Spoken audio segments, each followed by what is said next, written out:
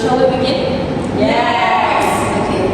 So now we're going to start with the provision. Can someone explain to me the provision based on this case? Okay. For what I understand about provision is Mfrs 137 deals with the recognition and measurement of provision, which are liabilities of uncertain timing or amount. In the case of Jens Berhad, a provision could be necessary when there is a present obligation as a result of a past event and it's probable that an outflow of resources will be required to settle it. The offshore oil pollution incident is a perfect example. So, for example, for Jens Berhad, the oil pollution situation constitutes a legal or constructive obligation to clean up the environment, even though the Department of Environment has not demanded it. The company declared its responsibility, creating a constructive obligation.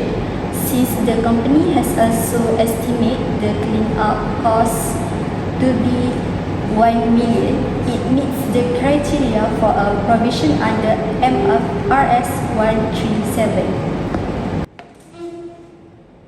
Okay, thank you, Hanis. So next, can someone explain to me about liabilities based on this case? For me, a liability is a present obligation arising from the past event which will result in outflow of resources. Liability can be both certain and uncertain. When we talk about provision, there are a type of liability where the amount or timing of the settlement is uncertain, like in the case of the oil pollution cleanup. However, a liability is more certain in terms of timing and amount, would be recognized directly without needing a provision. For instance, if Jens Berhad had a loan repayment to a fixed date and amount, that would be a recognized liability, not a provision. Thank you, Fatin, for the explanation. So next, can someone explain to me about contingent asset and also contingent liabilities? What I understand about contingent liability is arise from past event but depend on future event that are not within the company control. For example, the litigation case involving the injured staff is an ongoing event as of 13 June 2016. Legal advisors believe there is an 80,000 probability that the staff will win the case and the maximum claim would be 80,000 ringgit Malaysia.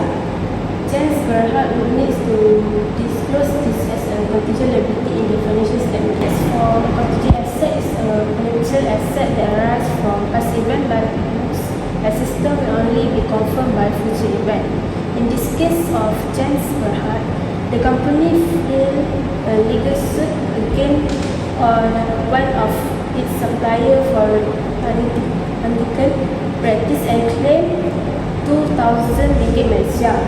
Since the lawyer is confident that the company will likely win the case, Jens Berhad as a contingent asset. However, under Mfrs 137, contingent assets are not recognized in the financial statement until the realization of the income is virtually. Thank you, Alisa, for the explanation. Leader, can I ask you, what is legal obligation and constructive obligation? Okay, so legal obligation arises from contracts, law, or other regulatory requirements. For instance, if the Department of Environment demanded Jens Berhad to clean up the pollution, it will create a legal obligation. On the other hand, constructive obligations are created by a company's action, like when Jens Berhad publicly declared responsibility for the oil spill. This public declaration created a constructive obligation to clean up the pollution, necessitating the provision. So before we end our class, you guys have any question? No. Okay, so with no, I think that's all for today. So see you guys next week.